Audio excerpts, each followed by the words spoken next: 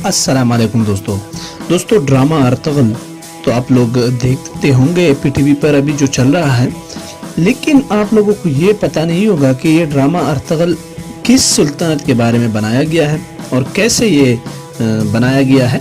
आप लोगों को शायद थोड़ा आइडिया होगा, लेकिन पूरा मैं आज आप लोगों को इस वीडियो में बताऊंगा। दोस्तों, अर्तगरल गाजी सल्तनत उस्मानिया के बानी है।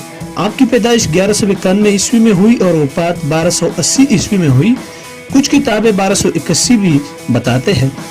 आप ही की 3 बेटे थे, गंदूस, साउची और उस्मान, और आपके तीसरे बेटे उस्मान ने 1291 यानी अपने वालिद अर्तगरल की वफात 10 साल बाद खिलाफत बनाई और अर्तगरल के इसी बेटे उस्मान के नाम से ही खिलाफत का नाम खिलाफत उस्मानिया रखा गया। सल्तनत की बुनियाद अर्तगरल गाजी रख कर गए थे। दोस्तों, इसके बाद इसी सल्तनत ने 1291 ईस्वी से लेकर 1924 तक 600 साल तक इन तुर्की तलवारों को ने उम्मत मुस्लिमा का दिफा किया। दोस्तों, इसके साथ मस्जिद नबवी, गुंबद खुजरा और मस्जिद हराम की जदीद तामीर, सैयदना अमीर हमजा रज़ियल्लाहु अन्हु का मज़ार, मक्का मुकम्मला तक एक अजीम शान नहर, आक़ाइद जहां सल्लल्लाहु अलैहि वसल्लम के मज़ार पर अनवार के गिर्द सीसा पलाई दीवार, मक्का मुकर्रमा तक ट्रेन मंसूबा जैसे अजीम कारनामे सरअंजाम दिए। दोस्तों, अर्तगरल गाजी का खानदान वस्ती एशिया से यहाँ आया था और इनके जिद्द अमजद ओगूस खान के 12 बेटे थे, जिनसे ये 12 कबीले बने थे, जिनमें से एक ये काई कबीला था जिससे अर्तगरल गाजी ताल्लुक रखता था। आपके वालिद का नाम सुलेमान शाह था। अर्तगरल गाजी की 3 और भाई थे, सारिम, जुलजान और गुलदारो। आपकी वालिदा का नाम हाइमा था। दोस्तों, आपका कबीला सबसे पहले वस्ती एशिया यानी सेंट्रल एशिया से ईरान, फिर ईरान से अनाटोलिया आए थे। मंगोलों की अलगार से निपटने के लिए ये लोग अनाटोलिया आए थे, जहां सुल्तान अलाउद्दीन जो सेल्जुक सल्तनत के सुल्तान थे, और ये सेल्जुक तुर्क सल्तनत सुल्तान अलिफ अरसलान ने कायम की थी 1071 में, और ये सल्तनत उसने बाइजेंटाइन को बैटल ऑफ मांजिकट में इबरतनाक शिकस्त देकर कायम की थी।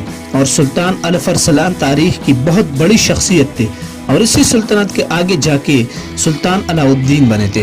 दोस्तों, इसी सुल्तान अलाउद्दीन के साए तले ये 12 कबीले ओगूस खान रहते थे, और इसी काई कबीला के चीफ अर्तगरल बने।